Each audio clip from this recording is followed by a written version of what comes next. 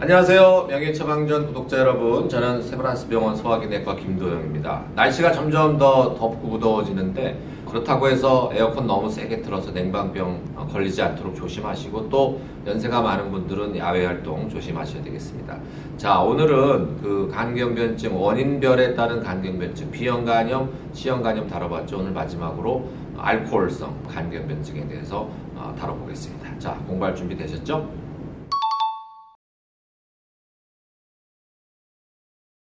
술은 에탄올이죠. 술을 섭취하게 되면 장에서 간으로 이동이 되잖아요. 그래서 간에서 해독 과정을 거치게 됩니다. 근데 이 해독 과정 중에 아세트알데하이드라는 성분이 나오는데, 이것이 바로 간세포를 파괴하는 그 주성분인 거죠. 그러니까 술을 마신 양에 비례해서 이 해독 과정이 활발해지고, 그 과정에서 아세트알데하이드가 점점 더 많이 늘어나는 것 아니겠어요? 그래서 술에 마신 양에 비례해서 간 손상이 생기는데, 이 간은 재생 능력이 있기 때문에 어느 정도 술을 섭취하더라도 간 손상이 생겨도 재생을 하는데, 이 재생 능력 밖으로 음주를 하게 되면 결국 이 아세트알데하이드가 간독성을 일으키기 때문에 간에 염증을 일으키고, 그에 따라서 섬유와 간경변까지 올 수 있다는 얘기입니다. 그래서 알코올 간경변증은 뭐 여러 가지 유발 요인이 있지만 직접적으로 음주량과 관련이 있다는 것이죠.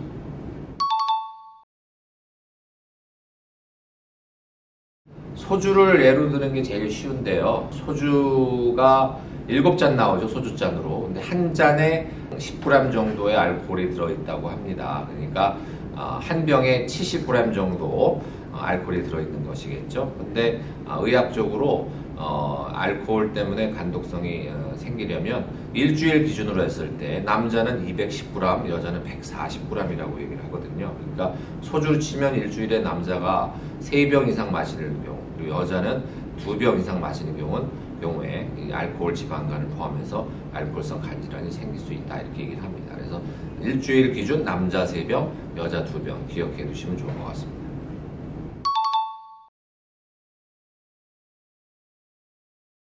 알코올 간경변증이 한 번에 생기는 게 아니고 여러 단계를 거쳐서 생긴다는 의미인데요.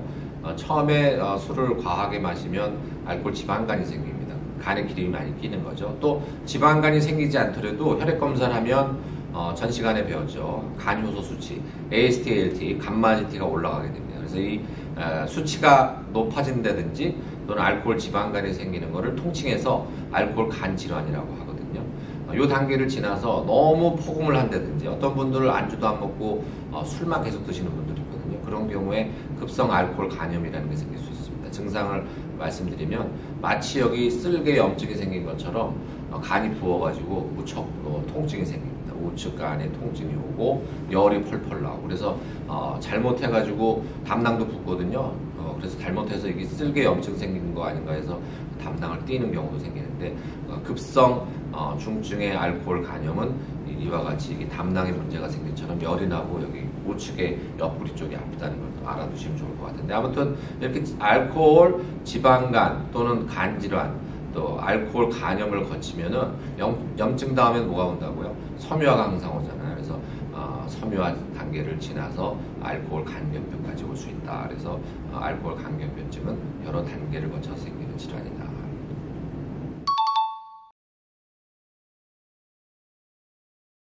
네, 알코올 간경변증으로 복수까지 생기면 상당히 간경변증이 심하다고 얘기할 수 있는데, 그렇지 않은 경우도 있습니다.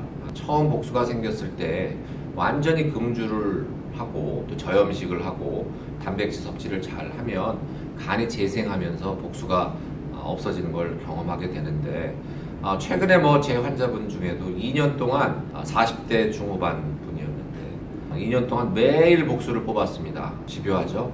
근데 차츰 금주를 하고 환자분이 잘 따라오셔서 금주를 잘 지켜서 결국 2년이 지나고 나서는 복수가 점점 없어져서 지금은 간경변증은 남아있긴 하지만 복수는 완전히 없어진 상태로 잘 다니고 있는 분이 있어서, 알코올 간경변증이 있다고 거기에 복수까지 있다고 해서 실망하지 마시고 반드시 금주를 하면 회복하는 수도 있다, 명심하시기 바랍니다.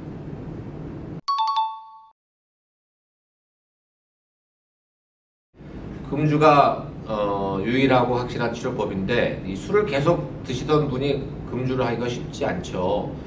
계속 술 생각이 나고 금단 증상이 오기 때문에. 그래서 결국 정신과적인 어떤 상담이나 또 금주를 위한 약물 치료가 병행하는 것이 좋은데 본인의 의지 외에도 이런 가족들의 지지라든지 정신과적인 약물 치료, 상담요법 이런 것들도 같이 병행이 되어야 효과적인 금주가 가능할 것 같습니다.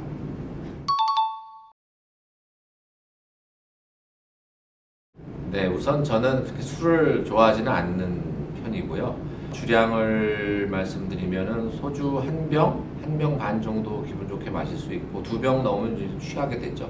근데 이제 사회생활 저도 하다 보니까 모임이 있고 하면은 이제 술자리도 생기고 하는데 술자리에서 술을 이렇게 마다하지는 않는 편입니다. 그래서 가끔 취하기도 하지만 그렇다고 해서 혼자서 술을 찾아서 먹지는 않기 때문에 술을 뭐 드시는 분들 많잖아요. 그래서 어울려서 술을 드시는 건 좋지만 혼자서 이렇게 찾아 드시는 거는 하나의 좀 좋지 않은 술버릇이니까 그런 점 좀 고치면 좋을 것 같습니다.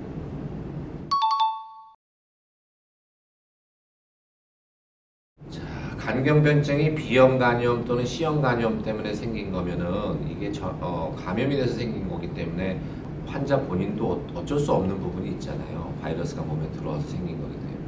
개인의 책임으로 돌릴 수가 없습니다. 근데 알코올 간경변증은 본인이 술을 드셔서 생긴 거기 때문에 오롯이 개인의 책임으로 보는 경향이 많이 있습니다. 그래서 가족들도 이 알코올 간경변증으로 간이 많이 안 좋은 분들을 그렇게 아주 적극적으로 도와주지 않으려는 그런 가족도 있거든요. 그렇기 때문에 알코올 지방간이나 알코올 간 질환에서 알코올 간경변증으로 진행하지 않도록 절주 또 금주를 통해서 건강한 간을 지키려고 노력하는 것이 필요하겠습니다.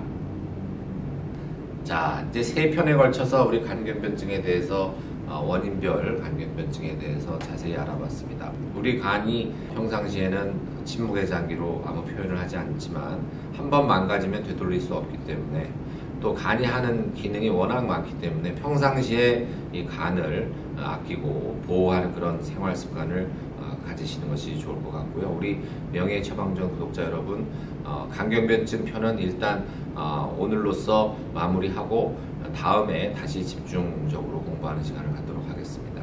그럼 오늘도 간편한 생활 하시고 모두 안녕!